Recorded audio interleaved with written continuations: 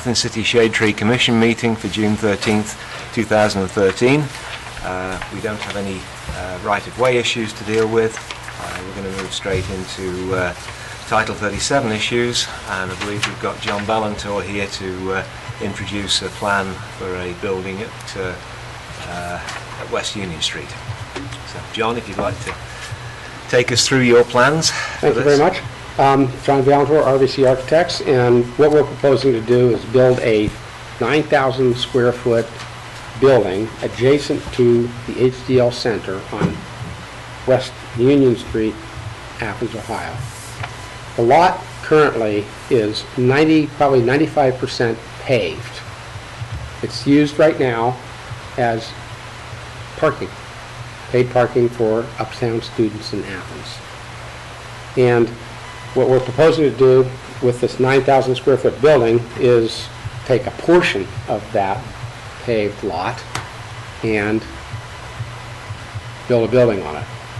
Now, I think this is a little bit, I don't know how you guys are all going to approach this, but I think it's a little bit unusual because what we're doing really is taking a big, giant, huge asphalt parking lot and starting to break it up. And the attempt that we're doing is to try to include as much landscaping as we possibly can on this particular lot. Unfortunately, we're starting with almost a complete impermeable surface here. And I think a few key features that should be considered, I would believe, in this particular project is that based on the building size itself, we are required to have 38 parking spots, essentially, on this property. And when you look at that in terms of the square footage of the lot, it would, with the building itself, that would indicate that we'd need at least very large trees. That's just on this portion of the lot. But if you look at the drawing that I showed you, there's a dotted line there that shows actually the parking area that is not really required for this building or this project, but is existing. Our intention is to try and to put as many trees on this piece of property as we can without putting probably as many as would be required by code. We look at this as an enhancement of the property. The drawing that you have in front of you, if you look at a large tree, we've sort of put a 50-foot diameter drip line on there, which would indicate a large tree versus a small tree or a medium tree. Also, and I know this is something that you all have very strong opinions on, are the types of trees.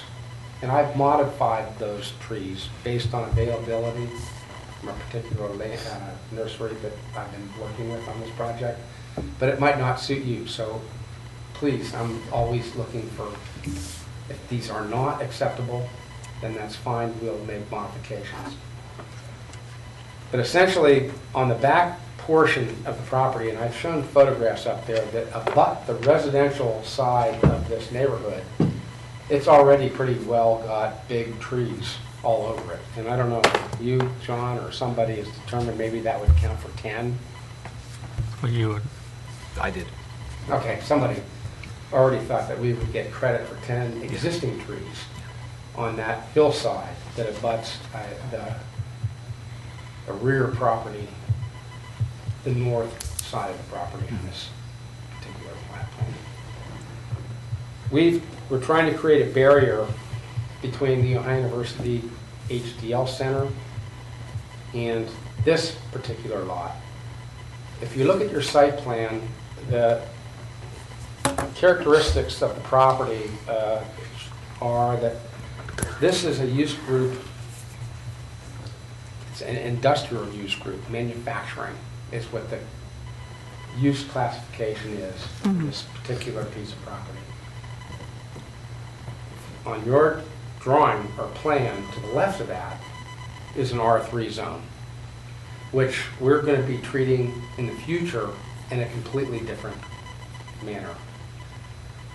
So right now, when you look at the whole lot, you don't realize that the zones change right sort of like in the middle of the parking lot. And for the purposes of future development of this property, we tried to keep this development only on the manufacturing section, which I think is significant too, in terms of it's not a residential neighborhood here, and we're trying, and it's sort of like in a more heavily utilized area and not being maybe required to provide absolutely many trees as would be necessary, especially since we're not going to be affecting over 50% of this property with the new development. Overall, in our opinion, it's going to enhance this piece of property immensely, and it's going to enhance the green effect of it. We're taking out the 4 little trees out front, which don't really do much for the neighborhood, and planting larger trees. The islands along Foster Street, or Robert Street, I'm sorry, we're planting not only large trees, but also going to be planting smaller bushes so that you don't have big trees with a mulch bed that is 30 feet wide or between the trees, to try to give some kind of a barrier between the residential and the commercial parts of this property. And it's also going to make a big difference in terms of the perception of this lot versus the HDL Center next door, which has no trees whatsoever on that property. At the same time, we're going to try to make a visual enhancement of this building by using trees as a drawing attention to the building itself. So we didn't want to put trees directly in front of it in the parking lot to completely obscure the building from West Union Street. That's the plan that we have right now, and that's what I'm presenting before you. I have a couple of observations. You've got an area there, it says, of 46,000 square feet. When I measured it, I came out closer to 60-something thousand square feet. And I'm wondering what the dimension is from the road to the back of the property. Look on that drawing that I've given you right there. That's going to have the accurate dimensions of the property. And it's probably going to have the complete area.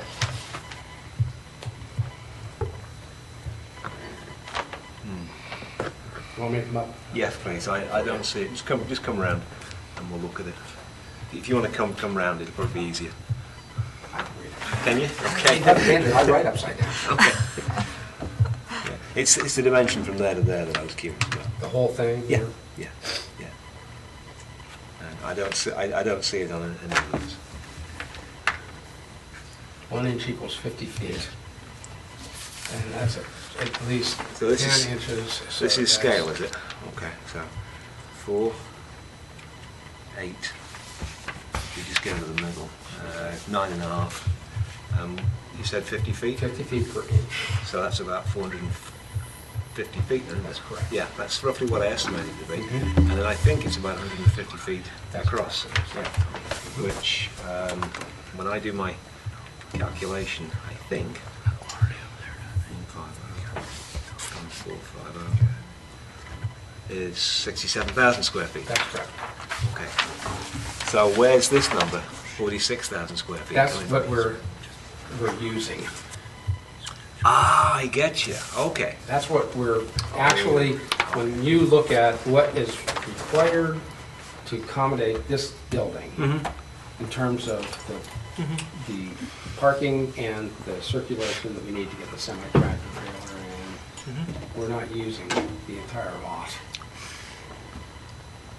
But we are incorporating that all into our plan here. I can see that. Yeah, okay. So what is the use for the building? It's going to be a commercial use? Business. It's gonna be Okay. business. And you say that you didn't want to put big trees there because you didn't want to screen, you didn't want to interfere with the view of the building, but won't We're these doing some big trees? trees, we see them. Right, because, well, yeah, they will. After a while, you'll be able to see through the trunks. It won't be that big a deal. The front portion of the property is going to be continued as just rental parking for students, essentially, Oh, you mean in here? the ones that aren't required for the building itself. Because that's pretty much met up here, right? All the ones that are labeled are the ones that are required by code. The ones that aren't are not. And was there a reason that they put the building in the back instead of in the front? One of the reasons was to try and not, right, we have residential all over here up front right now. The HDL center's at the back of their lot, and we're trying to sort of stay in the same kind of, instead of crunching up to the road to try to keep it. Yeah, I've been lectured by my son in city planning that having buildings closer to the street actually makes a more pleasant environment, et cetera, et cetera. So that's why I first thought, because at first I thought it was an apartment building, so it's like, okay. So then, and I thought, wait, this would be, because the HDL Center doesn't have that, they're set back, then you got this big empty parking lot, which isn't so pleasing, so, but. Correct. But there's these roads, Robert Street, and this, they're right there. That would be the primary entrance. That's actually not off, secondary off of West Union. People would be entering here, Yes. trucks would be entering That's here. correct. Not really trucks. This is not going to be, they have a need for a truck every 2 months. Okay, so where were the trucks that are going to be coming back here? Would they be coming in through here? Yes. Okay. And sometimes people like to have their cars, if they're renting, more sort of like visible, not hidden.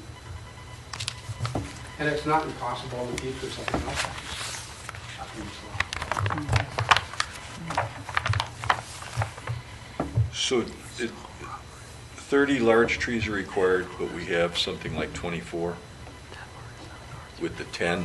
Is Well, that, We've got small trees That's what- too. oh, you're- We've got 12. Yeah. I think we've The got dogwood. I think we have to first of all That's- decide what is the area we're dealing Okay. with here. Right, Because okay. Okay. when I initially measured this up, as I said, I came out with 60-something thousand square feet. 50? And he's only using 46,000 square feet of this space, and therefore arguing that he only needs to put in 30 trees. 46. In fact, oh, okay, so he's arguing that based on the smaller size. that he's actually using, Okay, and that he doesn't need to comply for the rest of it. okay. And That's what I'm trying to do. yep, and I'm not for one agreeing with that. So, my opinion is that this site needs 38 trees based on the number that we just measured, and that 10 of those can come from this back area, but then we need an additional 28 trees to be planted in the developed area. And the dogwoods don't count as large trees No. in the calculation? They're not shade trees. No, I mean we can count medium trees and we can count Okay. large shade. I mean the elm we would count as a large shade tree. The dogwood we don't consider a medium. No. Well, if I could, I'll change something to a medium. Well, my view is that you need 28 additional large shade trees on top of the ones you've got at the top now. You're showing us a drawing with these 14 elms there. in fact, you've spaced them further apart than is required for them to count. They could be 30 feet apart. I think they're actually 45 feet apart. Okay. Something like that. So that means, just at a rough guess, I think you could probably fit 18, might even fit 20 elms in that area. I'm not sure why you want to get rid of those 4 trees at the front, because those should be large shade trees. And I They're not think that big now. I think they were planted by the city. I'm not sure about that. You think they count as large shade trees? They've been there for how many years, and they haven't gotten very large. Ron might remember when they were planted. Do you, Ron? I don't remember when we planted those. Okay. We don't know the species either. I didn't check. Yeah, I didn't either. Yeah. But anyway, I'm always reluctant to take out trees if I... Right. That's fine. I'm Unless we here have to to. talk to you guys Yeah. about what to do. Right. So, as I say, I think you could fit something like 20 trees around that parking lot without having to cut any extra holes in it. So with the 4 trees in the front, there would be 14 existing trees. No. Well, yeah, No. we- 14 yeah. existing. It could be 14 existing if you count those 4 at the front, Right. and then Yes, if you that's could what I'm saying, fit yeah. 2, 3, 4, 5, 6, 8. If you could fit 16 trees around the rest, then you'd have those 14 plus 16. That would give you 30. You'd still need 8, which Right. would have to be around the building somewhere. Well, wait a minute. What about, see, I thought the major point of this ordinance was to have the parking lot shaded, and we've got an expanse of 14 spaces with no trees in the middle.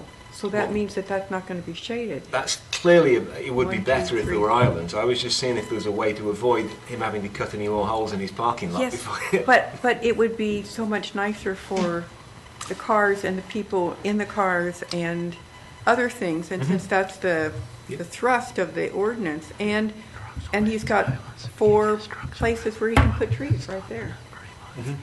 Yep. So that would be one possibility for Mr. All right, Valentine well, to you're consider. talking about just like down the middle, Yeah. taking out 2 parking spots, which would equal 40 feet in length, that I could put 2 trees. You need 240 square feet for every tree you plant in the parking lot. One parking space is 180, so 2 spots would work. John, when you were developing this, did you consider putting the driveway in the middle? You could then get trees along the edge, plus get some trees in the middle, move that driveway and get that parking maybe or something. You know, John, that we already have a curb cut that's all Okay. done right there. Yeah, And okay. it's all nice. Yeah, and that so- makes sense. and Okay. So I was reluctant to change the curb Okay. cut And in the street. And then Roberts is Sure. already there too. Right, I knew that was there. I didn't know, yeah, okay. you mentioned, I think, trucks coming to the back. Is there an area at the back there that would be clear enough so you could plant trees at the back of the building? Yeah, but I mean, I think that they'd be more valuable in front. Oh, these would be to try and meet the totals. That's all. We would prefer them as You know, I as would you just prefer, said, if I had my druthers, the first bank of parking there, I would rather not put trees in there at all. And the 1, 2, 3 to the street would make more sense to me, just to keep the building clear from large trees a little bit. I mean, and that would give me 1, 2, 3, 4, 5, 6, and you're saying 2 more to make 8. I could easily probably manage that at the back. Okay.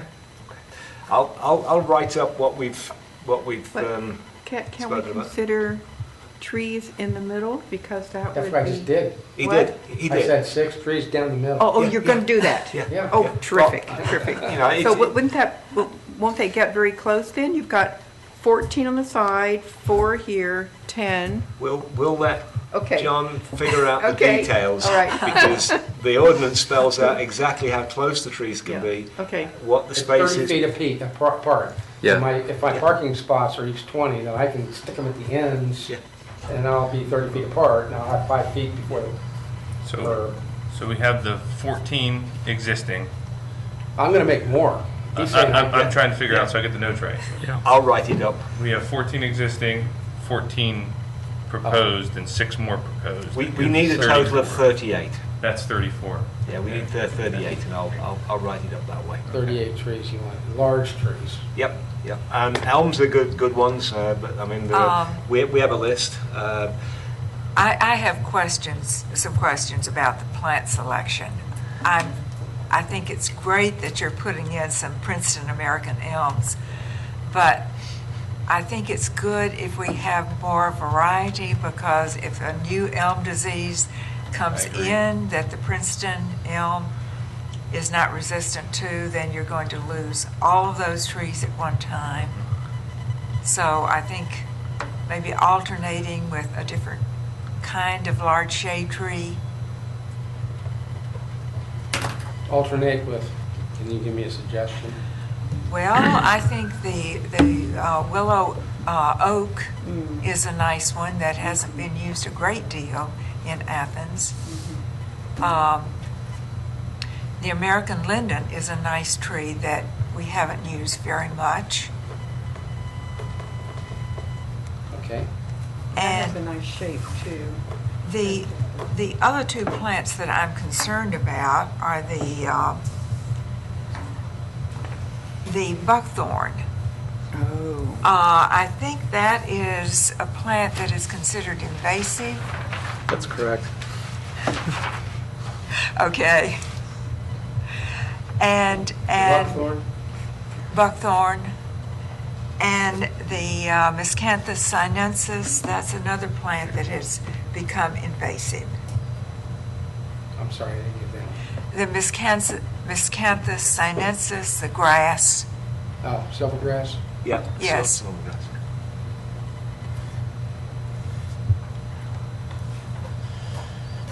So you might want to ask your landscaper if he's got an alternative for those. But really, the species are up to you and your landscaper Well, as I to mean, what's available. again, I get suggestions from what's available Yeah. a lot of times from contractors and things. And I can tell them whatever. So I mean, one thing I really do want to thank you for is considering putting a barrier in as you have done between the residential area and the Well, and that's why we didn't want to do the building.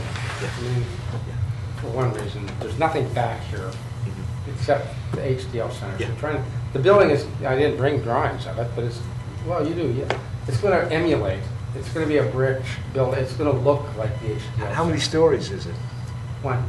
One. It's not going to be a metal roof. It's going to have design features that are similar. It's going to look like an extension of the HDL center, sort of, in terms of. Because for a one-story building, you would benefit quite a bit by having some shade trees that will grow over the top of it long term.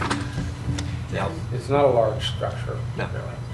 It's just that, you know, I thought that because we're not really using this whole lot for the building. Okay, it's for that.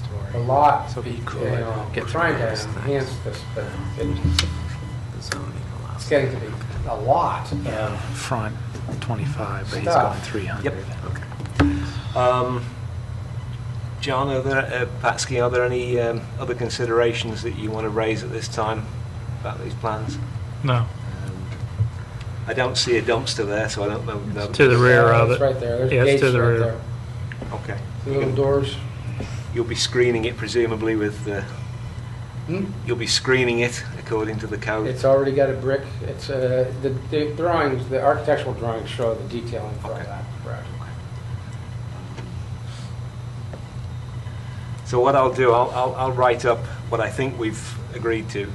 Basically, it's 38. Well, I just have to make sure I understand. Yeah. It's 38 trees, and that's large and small, correct? I mean, it's 38. That's 38 large shade trees. I have to have 38 large. I can't mix them with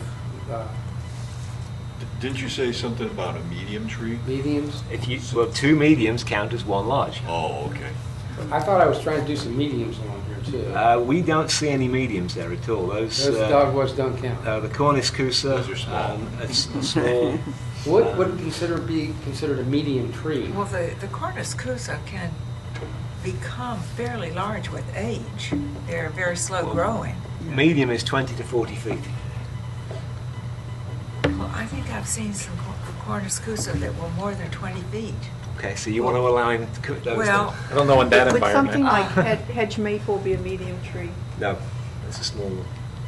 Even hedge maple, okay. Yeah, the ASIC, what's the companion? Campestre. Campestre.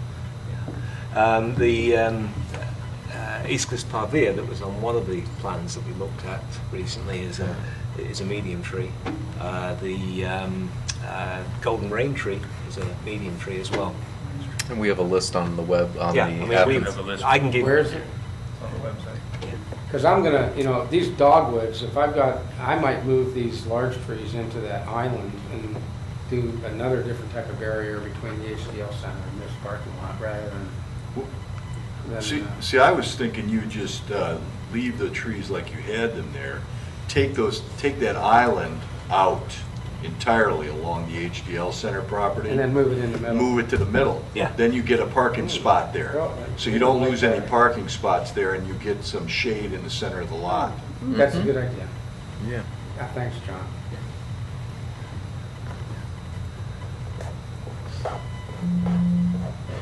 That's perfect. Good. I'm glad we were helpful. Okay, as I say, I'll write up all this and send it to you. Make sure I get a copy. I think if he plants 38 large, or we get the equivalent of 38 large shade trees on here, we'll be doing well. I want to commend you and your client for, willingly coming in here and wanting to do this. I know it's, I know when at the university, when I did the Peden Stadium parking lot along Richland Avenue, I looked at it compared to the regulations, and it didn't meet the regulations. And yet, I think it was a dramatic improvement. And with all that asphalt out there and everything, this will really help that area. It's going to make a very big contrast. It will. Yeah. And when the HDL Centre, the first one was built, when the HDL Centre was built, there wasn't a landscape ordinance in place that could do it. So that's why we find these big contrasts around the city. Okay. Thank you Right. very much. Thank you. Thanks. Do you need any of these drawings back tonight? I'm sorry? Do you want any of these back tonight? I'll give you those when we finish the meeting. Well, he needs Okay. his drawings back. Yeah, I gave him yeah. There was to be another plan on the agenda for this evening, but that's been postponed probably now until August. So, Ron, it's your report. It's the next one. First of all, my apologies for not being able to attend the last few meetings. Oh, we understand. I seem to have had twins. You've already got it. So, anyway, Congratulations. thank you. Doing well. Good, Growing. good. But I got back into the workflow about 3 weeks ago now, and we're doing a lot of tree removals, not removals, prunings, a couple of safety removals. We finally got the tree at 97 Mill Street attended to, the leaning pine. It died, and it was uprooting, and it was bad.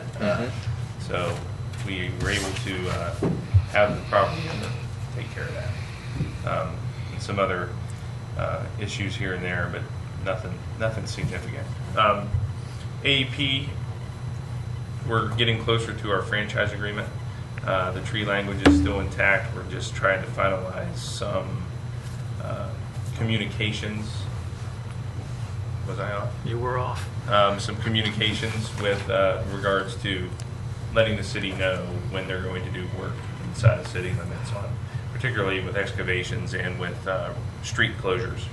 So they are practicing the tree section of the franchise agreement. So I've been in communications with Steve Stanley and also Asplund, and they're going to start their annual maintenance on the south side of the city this year. It probably won't be until August, but that's their 3-year cycle. It's the south side. The last time they did it, it was barely noticeable. They didn't. A lot of the trees in the south side, a lot of the power lines in the south side are in woods, so it doesn't have a big impact visually when you're driving. one of the bigger things that I wanted to talk about is we were successful in getting a $3,500 tree grant from Keep America Beautiful. And what I would like to do is utilize that money to design a landscape plan for the Columbus Road Improvements Project. And I would like your assistance in that. Sure. And I've also been able to get a $3,500 donation from AEP in regards to the tree removals that were performed on Columbus Road for the nursing home for that backup power source. And so I would like to incorporate at least some of that money into the landscape plan as well. So we're looking at about $7,000 for trees for that project. I think we can do a lot of good things with that. As there's also one thing that I don't know if you've seen the emails or the press releases. There's going to be a gypsy moth spring on the south side of the city, particularly a section of the woods on Pomeroy Road. It's going to be a low-flying plane that's going to spread a chemical that it's called Disrupt 2, and it basically makes the female gypsy moth sterile, so that we won't have an epidemic of gypsy moth in that area. That's going to take place sometime later this month, weather permitting. You will notice that you'll see a plane flying about 100 feet in the air, dropping crop dusting essentially. So we've been assured that their pattern is very concise. They have markings where they're supposed to fly, where they're supposed to unload, but we will make efforts to communicate with the public that this is going on. So that's really all my report for now. Okay. Well, congratulations on the twins. Thank you. Any questions for Ron? Yeah, what is the sidearm policy, the use of the sidearm? They were up in Northwood again, and when I talked with them, they said, I said, well, you won't be using it on the shrubs or trees, will you? And he said, oh yes, blah, blah. And I said, oh, I didn't think you were going to be doing that. And then there was some indication that they're going to be cutting the boughs that were over the road lower than 14 feet, 14 and a half feet. It's 13 and a half. 13 and a half. But, so my question is, because I thought that would be done by pruning, not by... It should be, and I'll check into that. Okay. We should not use the sidearm for trimming trees. Okay, yeah. That was my philosophy, so... So thank you for pointing Yeah. that out. And I'll investigate that. Any other questions? Okay. Well, Ron just did the maintenance of tree canopy piece by reporting on the gypsy moth spraying. Are there any other items that we want to raise at this time?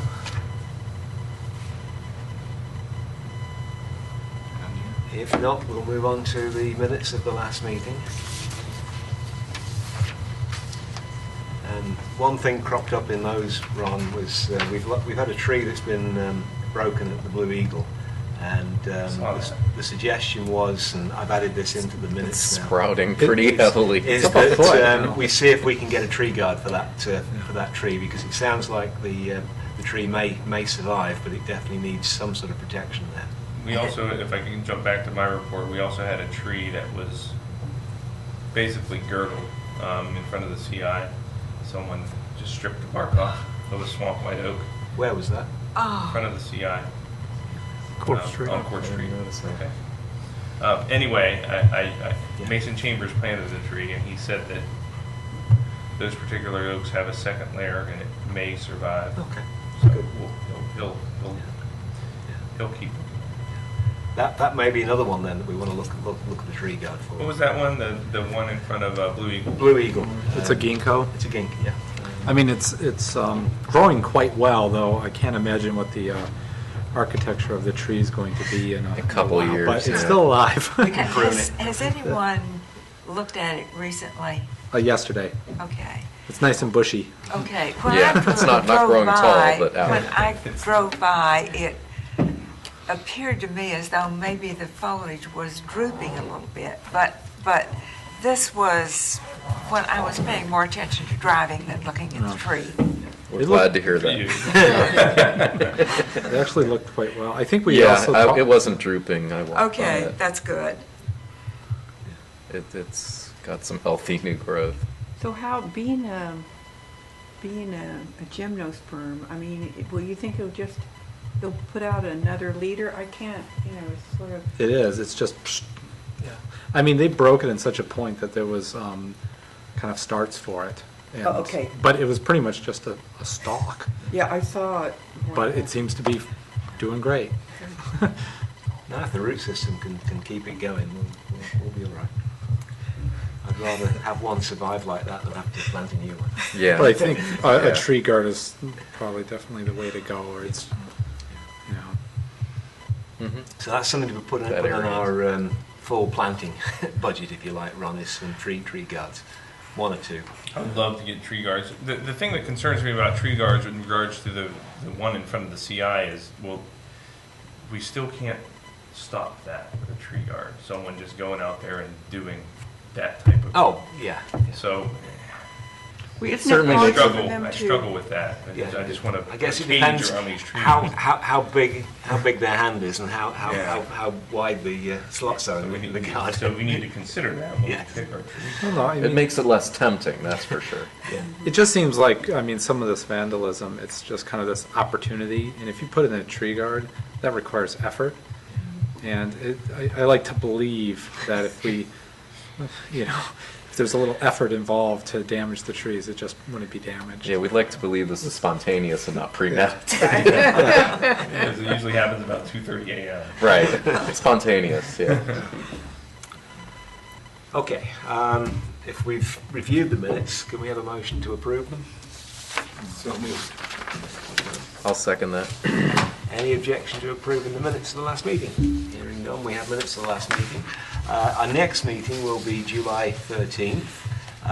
If we have a meeting in August, it's likely to be on August 22nd, so that'll be a different Be date. nice if you can keep it at the front end, like you were doing, because of that hotel case. We'll be going to the Planning Commission on the 15th of August. Yeah, the problem is I'm not in town for the first 3 Thursdays of, See so what we'd have to happens. find another chair for the meeting if we do that. Because, yeah, I mean, we've got our meeting in July, and then at the moment, I looked at my calendar and I'm not going to be in town for the first 3 Thursdays. But, yeah, No, for the first two, I'll be gone too. okay. July 13th is a No, Saturday. July 13th? Yeah, No, it's a I got the wrong Saturday. one. It is.